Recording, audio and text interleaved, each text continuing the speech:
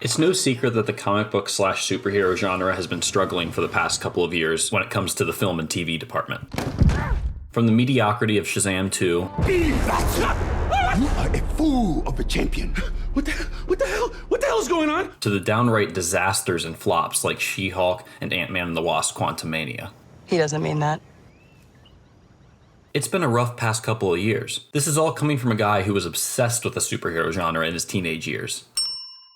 That's not to say that there aren't any amazing comic book movies and TV shows released recently. James Gunn delivered 2 back-to-back hits with The Suicide Squad and Guardians Volume 3. And I actually really enjoyed Ms. Marvel regardless of its flaws. But there have been way more misses than hits lately, and that has caused me to fall into a state of superhero fatigue. So when my friend brought up Invincible a month back and told me I should give it a shot, I was skeptical. I had no knowledge of the character outside of a quick clip or two that I saw on YouTube, and the last thing I wanted was to be disappointed by yet another superhero show. But I pushed past my skepticism and gave the show a shot. It's safe to say that after only seeing the first episode, I was... There's so much that I love about this show. Whether it's the comedy that genuinely made me laugh out loud. Mark, you have to scare him. Make him think you'll actually drop him. I don't know, that seems mean. All right, here, I'll show you. There, see? Now he'll tell me everything. Or the teen angst that perfectly captures what it feels like to be a teenager. Oh, and the action? The action is fantastic.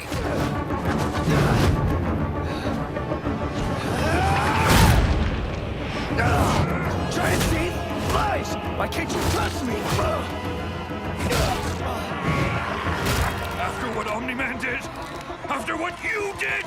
But what grabbed my attention the most was the humanity and complexity of all the characters. It's only because of said humanity that the aforementioned comedy, teen awkwardness, and action works so well. So I wanted to take some time to share some of my favorite moments / dynamics between characters that made me fall in love with this show. So without further ado... Rex cheated on me! Teen Team broke up. They're both over. It happens. Forgive him. What? All guys make mistakes. Don't be a... Samantha was a character that took me a while to feel connected to. But after seeing scenes such as the one I just showed, and after watching her standalone episode, she became a character that I really enjoyed revisiting. The conflict with her adopted parents is a clear standout for me, and I imagine many others as well. But what adds an extra layer to this conflict is the fact that Samantha could have had a very different life and parents if her mother had survived.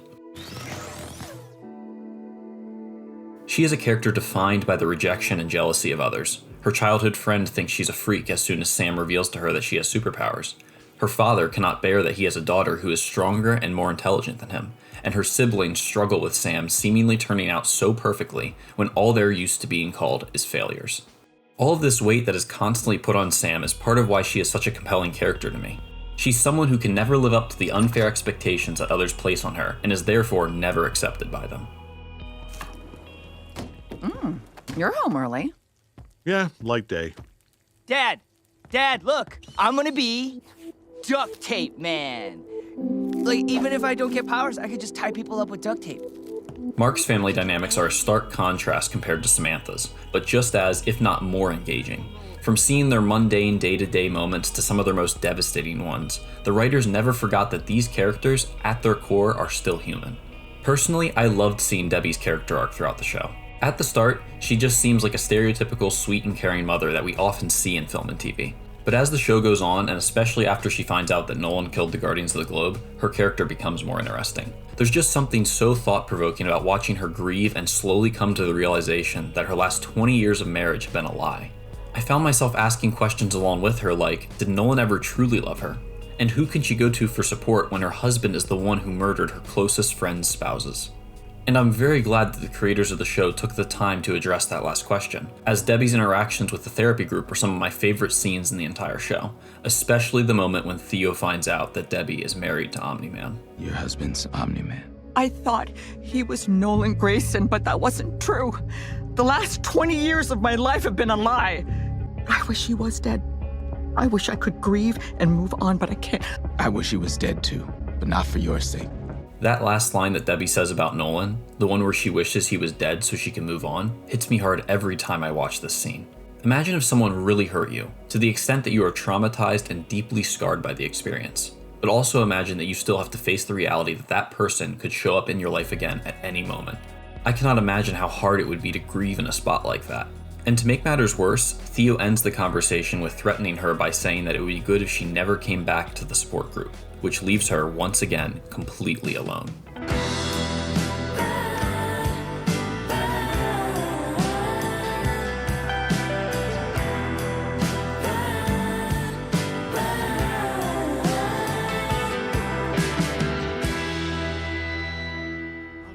I had to save the best for last, as Mark and Nolan's relationship is at the very core of the entire show. Upon thinking of my favorite moments between the two for this video, so many scenes filled my head, and it became clear that it would be impossible to cover them all in the detail that they deserve in just one video.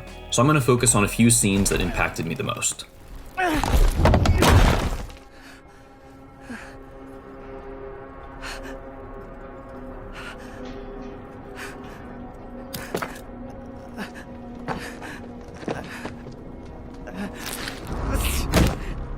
The entire finale of Season 1 is gut-wrenching for so many reasons. Mark finds out that his father, the figure he looked up to his entire life, is a murderer of his closest friends. He sees his father's lack of care for the lives of others while he uses his own son to crush men, women, and children on an oncoming subway train. And finally, the cherry on top, his father says that his wife, Mark's mom, is nothing more than a pet to him, and implies that he only married her to have a son that would follow in his murderous footsteps.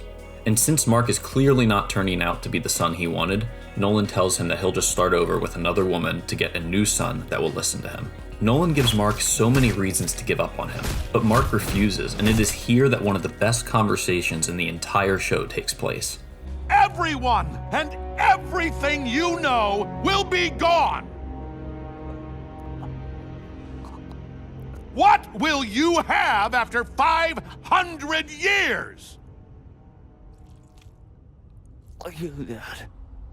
I still have you. This moment genuinely made me tear up, and I don't think I have to explain why it's so impactful. There's just something so pure and heartwarming about someone knowing the most horrific and twisted parts of you and still choosing to love and not give up on you. It's clear that this makes an impression on Nolan because 1, he doesn't kill Mark, and 2, he takes the first step to reconcile with his son later in Season 2. Hello, son. It's been a while. Dad?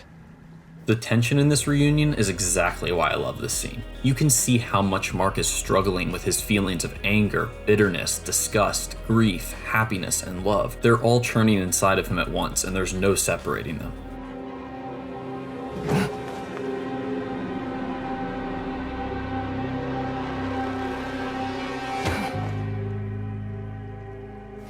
But despite all of those emotions, he can't help but hug his dad. The dad who betrayed him, but also the dad that raised and supported him. These emotions only intensify when Mark finds out that his dad has a new wife, who has given birth to a son. What else could you possibly... Mark, Who's that? this is your little brother. If it wasn't hard enough for Mark to process his dad being a murderer, he now has to accept that he's an adulterer as well. Seeing Mark struggling with this and the overall back and forth between him and his dad is just so fascinating to watch, and it drew me in, and I can't wait to see if their relationship will ever be healed. There are so many more big and small moments from the show that I adore. I didn't get to touch on Amber and Mark's turbulent relationship, Oliver's introduction into the Grayson family, and the overwhelming guilt that Mark feels after killing Angstrom Levy. For all of these reasons and more, Invincible has become one of my favorite pieces of superhero media, showing both the best and worst of humanity, while also single-handedly renewing my faith in the superhero genre.